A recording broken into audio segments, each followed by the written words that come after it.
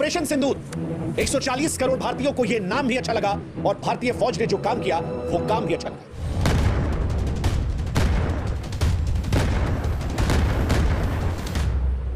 कश्मीर के पहलगाम में पाकिस्तान ने जो कुछ किया था उसके बाद भारत मायूस था, उम्मीद कर रहा था।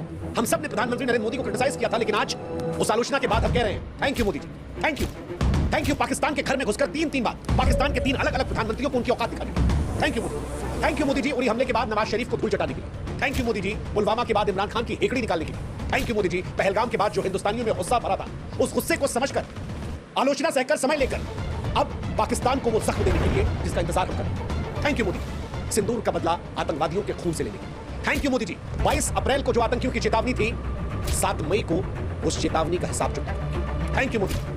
9 मिसाइलों की प्रलयकारी गर्जना के साथ रावलपिंडी से लेकर बहावलपुर, मुजफ्फराबाद, मीरपुर, हर ठिकाने को राख में तब्दील कर दिया, थैंक यू मोदी जी। पाकिस्तान की धरती पर आतंकवादियों के अड्डे को मटिया मेट कर। आप में से अगर आज कोई ये कहेगा कि यार प्रधानमंत्री मोदी की तारीफ क्यों करें, तो आज यकीनन उससे मेरी नाराजगी हो, क्योंकि इन 15 दिनों के अंतराल में हमने प्रधानमंत्री नरेंद्र मोदी से हर वो तीखे सवाल पूछे जो पूछे जाने चाहिए थे।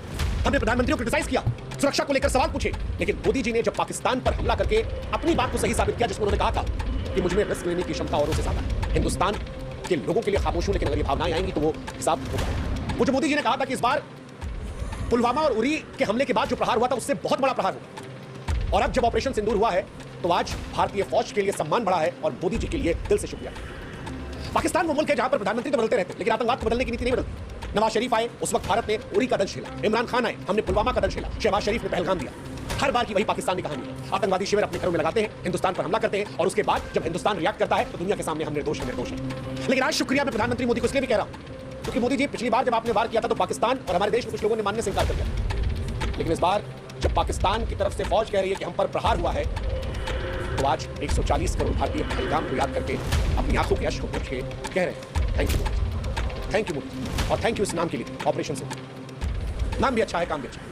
काम पर जाएं उससे पहले नाम की बात कर लेते हैं, क्योंकि ऑपरेशन सिंदूर का नामकरण भारत सरकार और भारतीय सेना की ओर से एक शक्तिशाली संदेश है। कश्मीर में जो कुछ हुआ वो सिंदूर उजाड़ने वाला था, और सिंदूर भारतीय संस्कृति में नारी के सुहाग, सम्मान और अटूट विश्वास का प्रतीक। कश्मीर में सिर्फ जाने नहीं गई थी, कश्मीर के पहलगाम में जब इन महिलाओं के सामने उनके पतियों को मारा गया, इनके माथे का सिंदूर उजाड़ा गया, तो ये इन महिलाओं को, भारत को, हिंदुओं को अपमानित करना था, और इसीलिए जब भारत सरकार ने ऑपरेशन सिंदूर का नाम चुना तो आज हमारी जबान से निकल रहा है thank you, thank you, thank you. आपने जो ये नाम लेकर पाकिस्तान पर कार्रवाई की, क्योंकि ऑपरेशन सिंदूर सिर्फ एक सैन्य कार्रवाई नहीं थी, हर उस महिला के आंसुओं का जवाब था जिसने अपने प्रियजनों को दिया। ऑपरेशन सिंदूर हमारी विधवा हुई महिलाओं को एक तरीके से कहिए श्रद्धांजलि देना था, जो उनके सुहागों को छीना गया था, उनके दर्द को पूछने जैसा था, उनके आंसुओं का बदला, जिनके सुहाग को आतंकवाद ने छीना। ये दुनिया को बताना था कि भारत अपने लोगों के सम्मान और उनकी रक्षा के लिए कितना संवेदनशील हो गया। इसलिए आज हम कह रहे हैं थैंक यू, थैंक यू। ये दुनिया को बताने के लिए कि भारत की सांस्कृतिक संवेदनशीलता, आतंकवाद के खिलाफ उसकी अटल प्रतिबद्धता और नागरिकों के सम्मान की रक्षा करने के लिए ऑपरेशन सिंदूर। अब ऑपरेशन सिंदूर क्या था और क्यों आज बार बार हम मोदी जी को थैंक यू कह रहे हैं, पूरा पसंद था, क्योंकि पहली बार नहीं मोदी जी ने ठोका, 3 बार हो चुका है। पहला सर्जिकल स्ट्राइक, पाकिस्तान के प्रधानमंत्री नवाज शरीफ थे, उरी हमले के बाद 29 सितंबर 2016 को सर्जिकल स्ट्राइक हुई, नवाज शरीफ घबरा गए, भारत की कार्रवाई को आक्रामक कार्रवाई बताया, अंतर्राष्ट्रीय मंचों पर जाकर रोने लगे, भारत ने एलओसी का उल्लंघन किया है। पाकिस्तान की सेना ने पहले स्ट्राइक को झूठ बताया, फिर अंदर के अंदर मीटिंग करके बॉर्डर की सुरक्षा बढ़ाई, नवाज शरीफ की सरकार पर सेना का दबाव बढ़ा, उनकी छवि कमजोर हुई। दूसरी बार जब एयर स्ट्राइक हुई 2019, पाकिस्तान में इमरान खान की सरकार थी, पुलवामा हमले के बाद भारत ने 26 फरवरी 2019 को बालाकोट एयर स्ट्राइक की, तो इमरान खान पहले तो झूठ फैलाते रहे, कुछ हुआ ही नहीं, फिर वो कौवा वो दिखाने लगे कि देखिए जी हमारे हमारा एक कौवा मरा पड़ा है, हामिद मीर वो कौवा लेके ऐसे कर रहे थे, वही हामिद मीर जो लगातार सोशल मीडिया पर रो रहे हैं और फेक न्यूज़ फैला रहे हैं, 2021 की वीडियो डाल के कह रहे हैं कि अभी हुआ वही, और उनके मित्र इमरान खान अगले दिन टीवी पर शांति की अपील करें, कहा पाकिस्तान जी युद्ध नहीं चाहता। इमरान खान ने संसद में तकरीर की, भारत की ओर से कार्रवाई जवाब देंगे, लेकिन हम युद्ध नहीं चाहते। दुनिया ने देखा पाकिस्तान कैसे करता है। और इस बार बारी शहबाज शरीफ 2025 22 अप्रैल जब पहलगाम पर आतंकवादियों ने हमला किया, तब ऑपरेशन सिंदूर 9 आतंकवादी अड्डों को तबाह किया गया, और आज इन तीनों चीजों को लेकर भारत कह रहा है थैंक यू, थैंक यू, क्योंकि जिस तरह से पाकिस्तान ने हमला करवाया था, ये भारत के अखंडता पर हमला, भारत में हिंदुओं की पहचान पर हमले।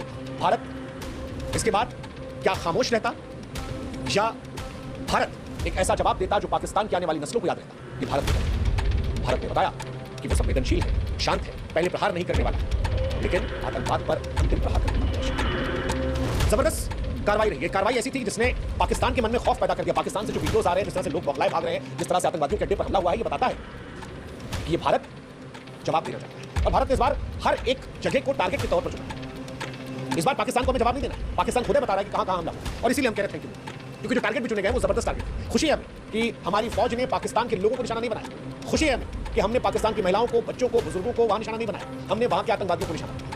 हमने निशाना बहावलपुर इंटरनेशनल बॉर्डर से करीब 100 किलोमीटर दूर, जहां पर जैश ए मोहम्मद का हेडक्वार्टर था, उसे बनाया। हमने मुरीद के साबा सेक्टर के सामने लाइन ऑफ कंट्रोल से 30 किलोमीटर दूर लश्कर के कैंप को निशाना बनाया। हमने गुलपुर एलओसी पुंछ राजौरी से 35 किलोमीटर दूर जहां लश्कर कैंप था वहां निशाना बनाया। हमने अलग अलग जगह बिलावल कैंप में लश्कर के लॉन्च पैड को निशाना बनाया। लश्कर का गुटली कैंप जो राजौरी के सामने एलओसी से 15 किलोमीटर दूर है वहां निशाना बनाया। हमने बरनाला कैंप को निशाना बनाया। हमने सरजाल कैंप को निशाना बनाया जो जैश ए मोहम्मद कैंप था। हमने सांबा कथुआ के सामने इंटरनेशनल बॉर्डर से दूर ये जो कैंप था इसे तबाह कर दिया। हमने महबूना कैंप इंटरनेशनल बॉर्डर से 15 किलोमीटर दूर है हिजबुल मुजाहिदीन का ट्रेनिंग कैंप हमने उसे निशाना बनाया। और इसलिए भी हम कह रहे हैं थैंक यू मोदी कि जब बदला भी ले रहे थे तब इंसानियत का ख्याल हमने रखा। ऑपरेशन सिंदूर सिर्फ एक सैन्य कार्रवाई नहीं बल्कि भारत की अटूट इच्छा शक्ति, सांस्कृतिक गौरव, आतंक के खिलाफ जीरो टॉलरेंस का प्रतीक है जिसे प्रधानमंत्री नरेंद्र मोदी के नेतृत्व में भारतीय सेना ने जबरदस्त तरीके से अमली जामा पड़ा। भारतीय सेना पर हमें गुरूर है और गुरूर हमें आज मोदी जी क्योंकि आज दुनिया को बताया गया कि सिर्फ अमेरिका वो देश नहीं है जो अपने दुश्मन से बदला लेने के लिए पाकिस्तान में घर में घुसकर वहां लादेन को मार सकता है। हम भी मार सकते हैं अगर हमारे लोगों पर बात आई।